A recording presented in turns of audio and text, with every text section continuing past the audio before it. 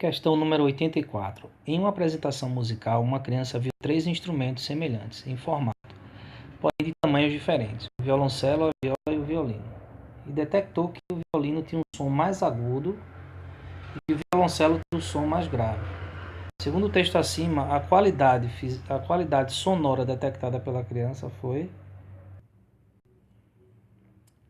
Bem, são três as qualidades fisiológicas do som: a altura, a intensidade e o timbre, né? A altura vai caracterizar o som a partir da frequência, né? Vou ter sons agudos aí com maior frequência.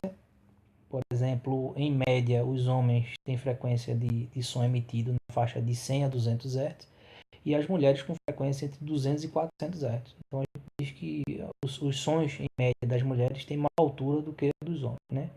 A intensidade diz respeito à questão de ter som fraco ou som forte. Tem a ver com a potência do som emitido. Então, um trio elétrico, por exemplo, vai ter muito maior intensidade do que um som doméstico. E o timbre é o que vai diferenciar. Exatamente quando eu tenho, por exemplo, dois instrumentos. Eu tenho dois instrumentos que têm a mesma altura, ou seja, têm a mesma frequência, aquele som emitido está com a mesma frequência, e também estão na mesma intensidade. Como é que eu vou diferenciar um instrumento de outro?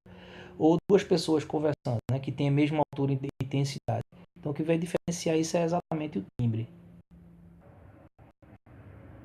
Então, aí, se você for observar, a resposta é a letra B, né? É a altura, que vai distinguir aí se um som é mais grave ou mais agudo, ok? Um abraço. Questão 85. O que é que diz essa questão? Ao longo das estradas existem balanças de pesagem para caminhões. Um caminhoneiro teve um valor anotado de pesagem igual a 40 toneladas.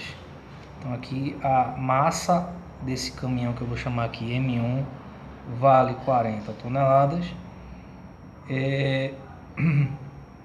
Corresponde à massa do caminhão justamente com a carga, né? Após a pesagem, um policial rodoviário informou sobre o seu excesso de peso. Então esse caminhão aqui está com excesso de peso.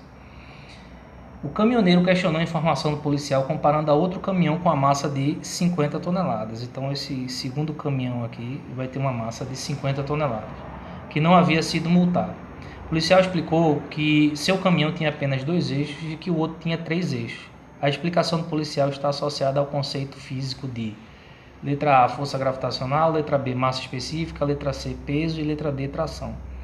Bem, qual a diferença dos dois caminhões aqui em relação à massa que a gente já está vendo, né? Um tem 40 toneladas e o outro tem 50. Mas o que a gente percebe é que o caminhão de 3 eixos, né? Como a gente está vendo aqui, a gente vai ter uma contagem maior de pneus, de rodas. E essa massa aqui, a força peso que ela vai exercer sobre o chão, vai ser distribuída em mais pneus.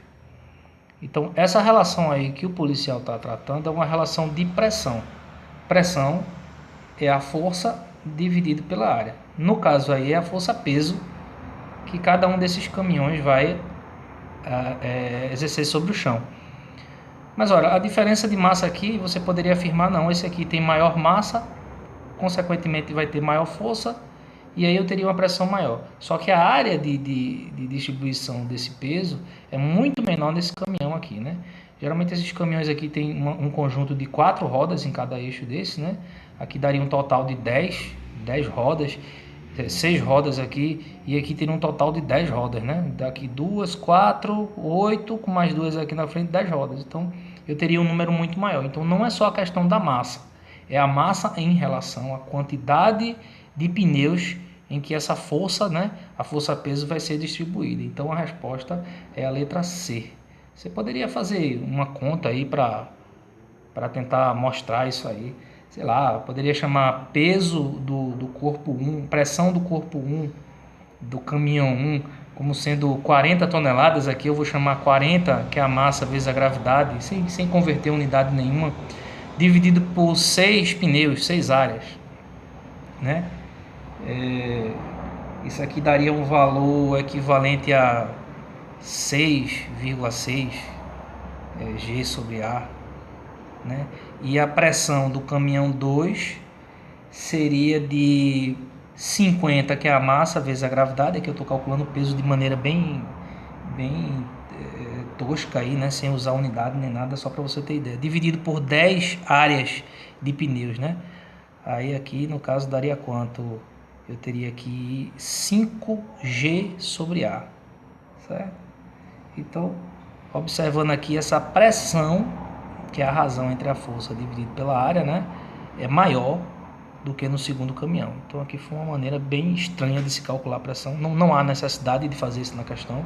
Você poderia até atribuir valores, mas se ele está falando de peso e de quantidade de eixos que diz respeito à quantidade de rodas que o caminhão tem, então bastava você observar qual das grandezas ali, qual das letras ele tá. A força gravitacional, letra A, não tem nada a ver, porque a força gravitacional é a mesma para cada caminhão. Massa específica, muito menos. Tração, não tem, o caminhão está parado aí, não tem nada a ver com força de tração.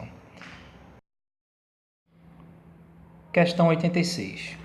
Então a gente tem aqui o seguinte, ó, um projeto de dimensões desprezíveis carregado com uma carga elétrica negativa atinge com velocidade inicial V0 um orifício de uma câmara que possui em seu interior um campo magnético uniforme paralelo à sua trajetória, como mostra a figura abaixo. Qual orifício que melhor representa a possibilidade de escape do projeto? Então, um problema que envolve cargas elétricas, né, submetidas aí a campos magnéticos. Essas cargas, quando estão com velocidade, quando estão aceleradas em campos magnéticos, elas sofrem a ação de uma força. Essa regrinha aqui, ó, esse diagrama vetorial aqui, vai mostrar, ó, quando uma carga elétrica ela é lançada num campo magnético B, formando um determinado ângulo θ aqui, ela vai sofrer uma força magnética, né, nessa direção aqui, que é uma direção perpendicular ao plano BV. Se a carga for negativa, é o contrário. Ela é jogada, ela é lançada, né, no campo magnético, formando um ângulo θ com a intensidade, com o vetor campo magnético, um ângulo θ. Essa força aqui ela é para baixo, é o contrário da carga positiva, certo? Vou tentar colocar aqui a mão para mostrar para vocês. Você pode usar essa regrinha aqui, ó. O sentido desses dedos aqui é a direção. O sentido da direção é o do campo magnético B. O meu polegar aqui é exatamente a velocidade com que ela é lançada no campo. Sendo a carga positiva, aqui é a força, o sentido da tapa. Ok?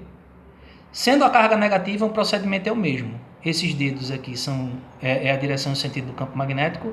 O polegar aqui é a direção e o sentido da velocidade, né? Aqui eu tenho a abertura, que seria o ângulo aqui.